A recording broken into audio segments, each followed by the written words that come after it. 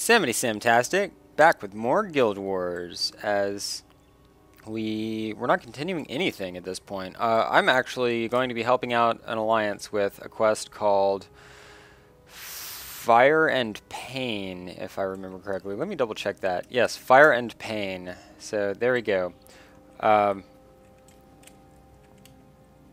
Yes. Next up. I'm doing those in tutorial. Yeah, so anyway, to do Fire and Pain, we have to venture down here. Good stuff. And so I'm helping him do this. We're doing it in normal mode because, well, because we need to actually finish this quest, and it's like a master level quest, and there's not really a reason to do it in hard mode, I think, is kind of the gist of it. So he was saying, we're talking about Hall of Monument stuff, getting weapons. We were talking about my Tormented Scythe. Woo!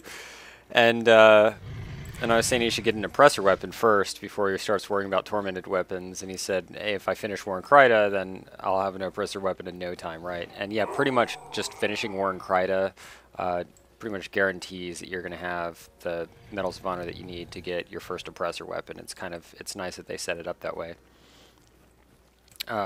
War in Kryta. I was actually going to be recording the first video for the War in Kryta. It's going to be the return of Ronin Kimura Akumu. And yeah, because there's some really confusing aspects to doing War in Kryta, to like getting through the quest line and all that jazz. And we need this. Do Rebel Yell, buddy. Don't forget that. And yeah, so since War in Kryta is really quite complicated, I figured I may as well do a tutorial of it, and I can give myself some more Medals of Honor by finishing it on my assassin, who's not actually completed yet. I haven't done War of Kryta all the way through with anybody except my dervish. So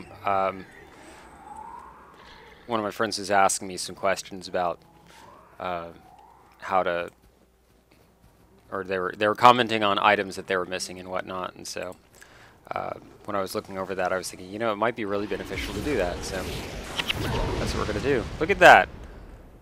See, that was what I was talking about before, but it was, yeah, a different scenario. Pain Inverter.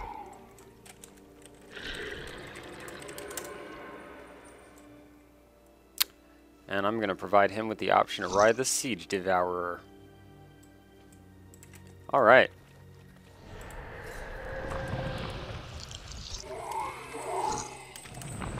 And of course, you got to start out with this. Aw, yeah, what's up? What's up? I love making this thing dance. It's awesome. Anyway, we're going to go ahead and skirt past Molotov Rocktail. And be on our happy way. And now I would be kind of pumping this skill, but I don't want to leave everybody in the dust. Maybe I do. Maybe I do. It's fun. Good times.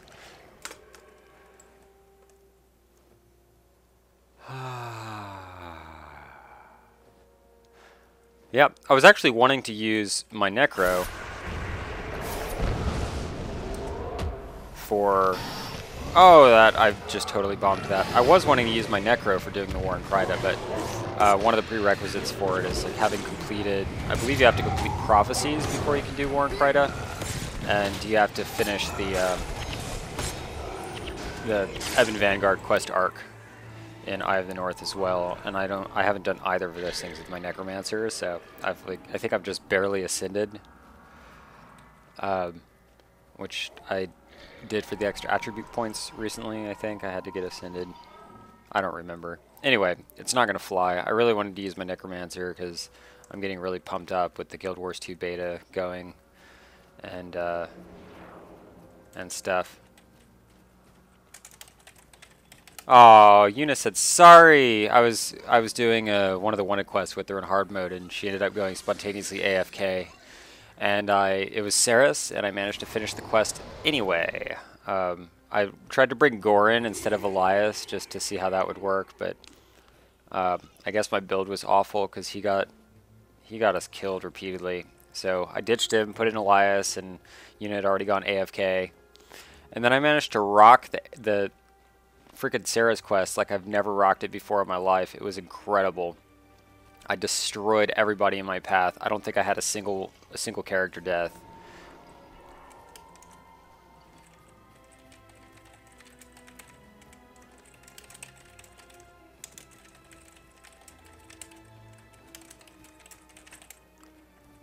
And so yeah. Yeah, it was fun.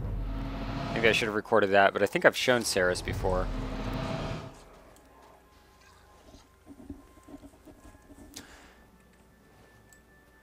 And he said he's never ridden the Siege Devourer before.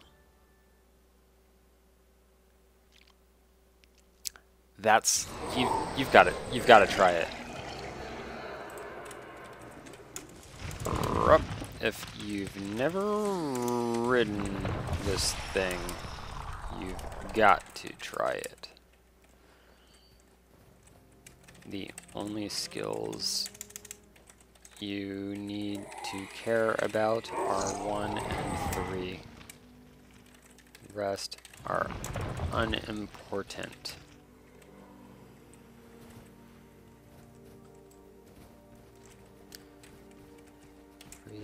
Is an AoE on self, so make sure you're in melee range before using it, and skill 1 doesn't work in melee range but will cause exhaustion and is hella strong. That's right. I'm from LA. I'm not from LA, but I did just say hella strong. Exhausting. I said exhaustion and I wrote exhausting. That was a disconnect between the lobes of my brain, I think.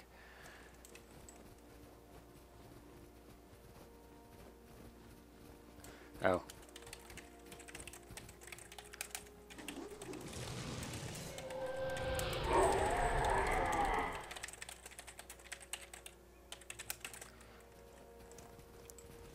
And we actually don't need to fight those guys. The will survive,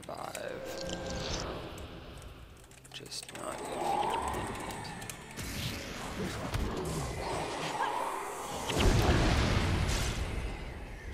it. Dominator. Yeah, so I'm basically trying to give him those pro tips that I mentioned earlier. I don't know, he's probably watched the...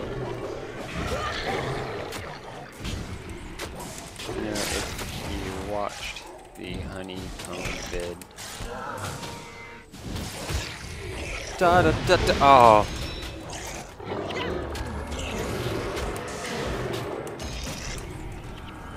He totally got to plaster those guys.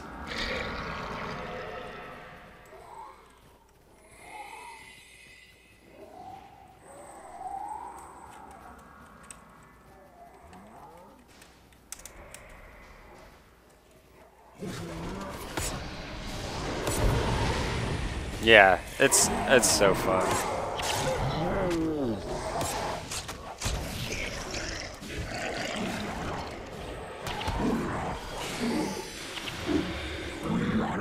Da da da da da da da da da da da. I didn't prepare anything interesting to talk about, so I'm just gonna like sing little jingles and stuff because I'm goofy like that. That's just how I roll. Tumbled Elemental. Tumbled Elemental. And yeah, there's some pretty awesome gameplay footage that's come up since the beta ran. I'm pumped, man. I'm so excited. I am so freaking excited. I can't help myself. Oh, he said he didn't watch the vid.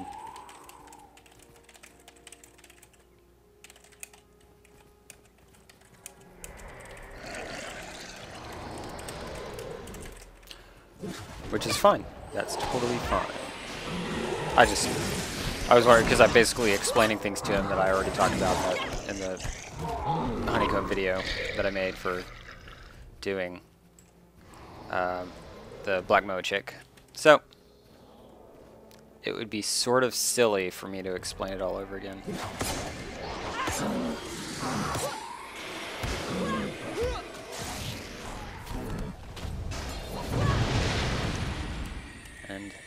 And then you can follow my War in Kryta guide when I'm done.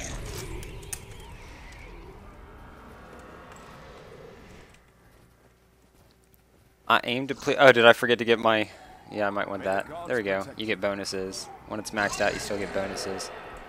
Well, when it's rank 8 in normal mode, you still get bonuses.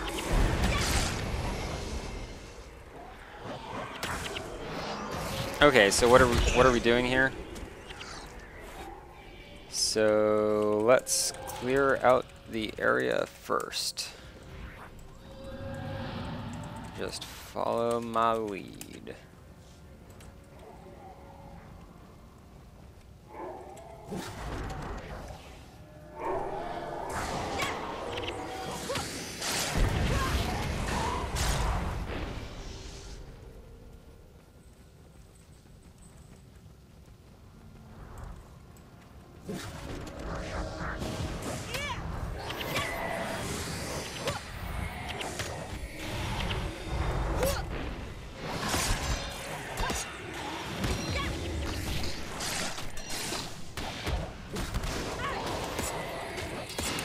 And I don't know if I've really talked about this, but this group makes its little circle around here. There are a couple of burning spirit groups,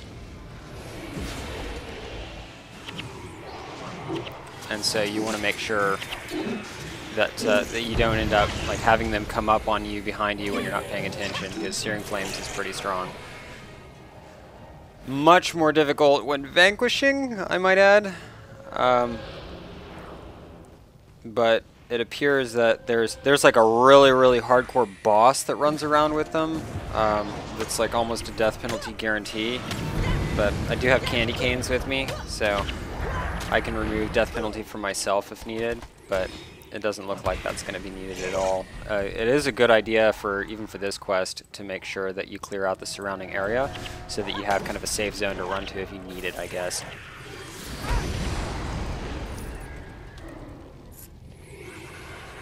And try to avoid walking directly into the burning trees, because they will set you on fire, as my entire party managed to just figure out.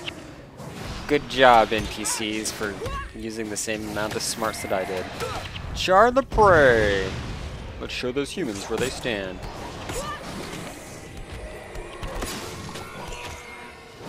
Alright. Now. There it is. Blister Bark. That's the boss. Okay.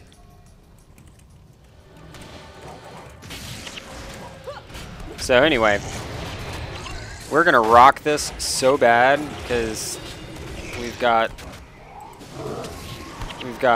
the most epic group of all time, something like that. This Char effigy is gonna get own Zord. It's gonna be fabulous.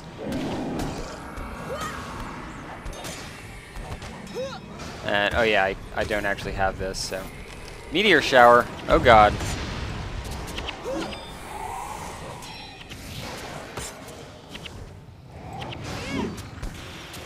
And I think those guys, do they actually suffer from burning? Anyway, pain inverter on Borgus Blisterbark, which I have never crushed that guy so bad.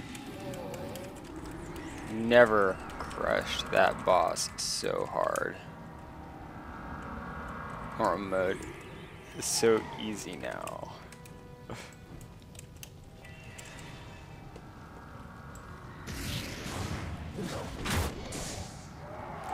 And where's the boss that we're supposed to be killing anyway? So I think the idea is that you need to kill all these Char. And I'm no longer scared of these burning spirits. Hard mode is rough. It's really rough, but we're not in hard mode, and we're rocking, dude. And yeah, Siege Devourer is OP. It's actually possible for us both to have one.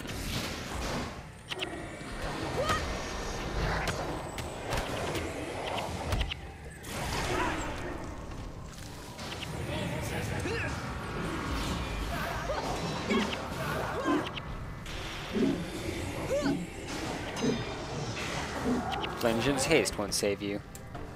Gold coins, locked chest. I don't bring lockpicks everywhere I go anymore, sadly. Oh, is that it? Are we done?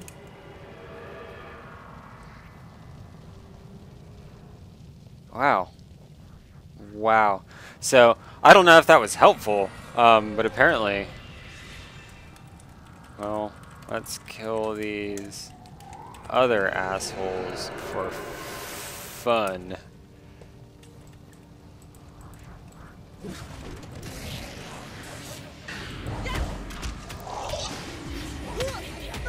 Yeah, apparently you can actually set these guys on fire. I don't think burning works in the Prophecy's endgame. That's so crazy. Oh, somebody got off some... Oops. Someone got... God, someone got... What is it? Meteor shower. Someone must have. Falcora's still alive, which is actually all that really matters. And so is Master of Whispers. Wow. But our res heroes live. Magma Blister. Those guys are oddly necromancers. That I never quite understood. See, those guys are immune to burning. I don't get it. The guys that are literally on fire are not immune to burning. I wonder if that qualifies as a bug.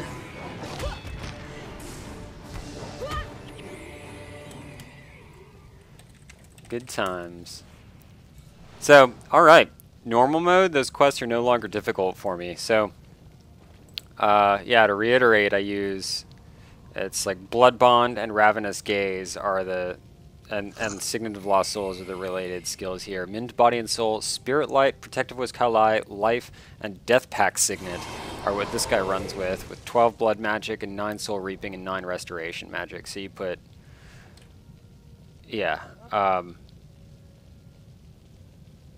What runes are even on him? You may be able to get it better than that if you don't preserve his HP, but having the HP is good. And then, you know, you've got your Healing Monk, your Balanced Healing Monk. I use 2 Spirit Peoples, and then I got my Disruption Gwen, and Elias as an MM, and it is such a strong group. The last slot I just fill with whoever, and so it's great if I'm just bringing one person along.